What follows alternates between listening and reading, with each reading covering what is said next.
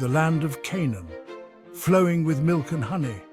God promised this land to Abraham and his descendants. Now, after 40 years of wandering in the desert, the Israelites stood on the brink of their inheritance. Moses, their faithful leader, was gone. But God had a plan. He chose Joshua, a man of courage and faith, to lead his people into the promised land. Joshua, once Moses' assistant, now carried the weight of a nation on his shoulders.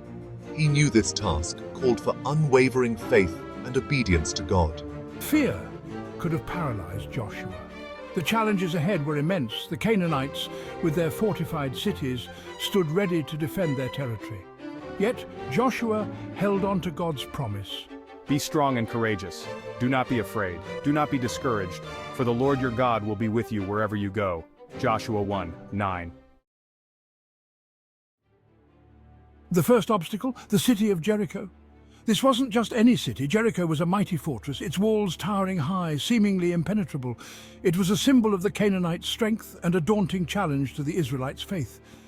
Spies sent into Jericho brought back chilling reports. The inhabitants were strong, the defenses formidable. Fear gripped the hearts of the Israelites. Could they, a people freed from slavery, conquer this mighty city? Joshua, however, looked to God for guidance. He knew that human strength alone wouldn't be enough. This battle, he understood, belonged to the Lord. God spoke to Joshua. His battle plan was unconventional, unexpected. He instructed Joshua to have the Israelite army march around the city of Jericho once a day for 6 days. Leading the procession would be the Ark of the Covenant, a symbol of God's presence. And following the Ark, 7 priests blowing trumpets. No swords, no arrows, no battering rams, just marching and trumpets. Could this really be God's plan? It seemed absurd, even foolish, but Joshua, remembering God's faithfulness, obeyed. This wasn't a battle plan based on human logic, but on faith. It was a test of obedience, a demonstration of complete trust in God's power. And Joshua, without a word of protest, rallied his people to follow God's command. Section 4, the March of Faith, Obedience in Action. Imagine the scene. Day after day, under the scorching sun, the Israelites marched around Jericho. They marched in silence, their eyes fixed on the Ark of the Covenant, their hearts filled with a mix of fear and anticipation. For 6 days they marched. The massive walls of Jericho stood firm, mocking their seemingly futile efforts. Doubts might have crept in. Whispers of uncertainty might have spread. Yet the Israelites continued to march, their obedience fueled by a glimmer of hope and a belief in God's promise.